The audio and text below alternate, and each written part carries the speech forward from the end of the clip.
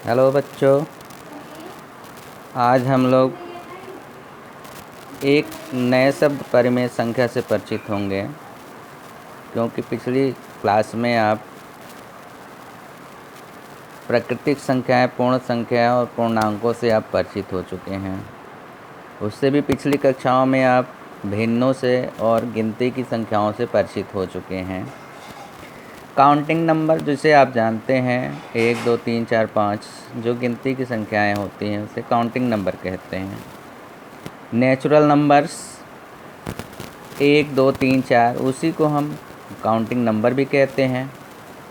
पूर्ण संख्याएं अगर हम प्राकृतिक संख्याओं में शून्य को मिला देते हैं तो वो पूर्ण संख्या हो जाती है, जैसे 0, 1, 2, 3, 4, 5, 6, 7, 8, 9 एंड सो ऑन। पूर्णांकों से यानी कि आप अगर धनात्मक संख्याओं के बारे में जान चुके हैं तो आप ऋणात्मक संख्याओं के बारे में भी आप जान चुके हैं, क्योंकि पिछली कक्षा में मैंने पढ़ा है। इंटीजर्स जिसे हम पूर्णांक कहते हैं यानी पूर्ण अंक, जैसे 1, 2, 3, 4, 0, -1, -2, -3 ये सारे क्या कहलाते हैं? इंटीजर्स कहलाते हैं। फ्रैक्शंस यानी कि भिन्न, भिन्न का मतलब होता है किसी भी चीज़ का पार्ट करना। जैसे एक रोटी को 4 भागों में बांट दे तो उसका एक भाग 1/4 कहलाता है, जिसे हम भिन्न कहते हैं। उसका 2 भाग 2/4 कहलाएगा, 3 भाग 3/4 कहलाएगा, इसे हम फ्रैक्शन कहते हैं, जिसे आप पिछली कक्षाओं में पढ़ चुके हैं। क्लास 5 में ही आप पढ़ चुके हैं भिन्नों के बारे में। आज हम लोग एक नए शब्द परिमेय संख्या से परिचित होंगे। ये एक नंबर लाइन है। नंबर लाइन पे जिसे आप कक्षा 6 में पढ़ चुके हैं, हम इसे दाहिने तरफ और बाएं तरफ दोनों साइड ले जा चुके हैं और उस पर हमने पूर्ण संख्याओं को और इंटीजर्स यानी कि पूर्णांकों को हमने उस पर दर्शाना सिखाया था। इसी तरह आप समुद्र तट से ऊपर और समुद्र तट से नीचे जाने पे क्या होता है उसके बारे में भी आपने पढ़ा है। आप जानते हैं समुद्र तट से ऊपर जाते हैं तो हम धनात्मक दिशा में जाते हैं और समुद्र तट से नीचे जाते हैं समुद्र तल यानी सी लेवल से जब हम नीचे जाते हैं तो वो ऋणात्मक होता है।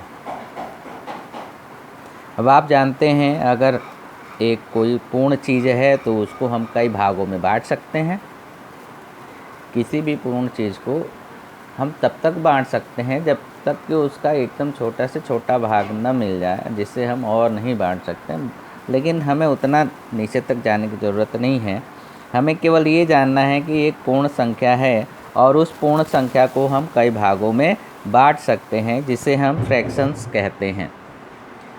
फ्रैक्शन यानी भिन्न कह सकते हैं। अब जैसे हम मानते हैं ये एक नंबर लाइन है। इस नंबर लाइन पे आप देख रहे हैं यहाँ पे शून्य है और शून्य के जब दाहिने तरफ हम जाते हैं तो धनात्मक संख्याएं यानी धनात्मक पूर्ण संख्याएं प्राप्त होती हैं और शून्य के बाएं तरफ जाते हैं तो ऋणात्मक पूर्ण संख्याएं प्राप्त होती हैं।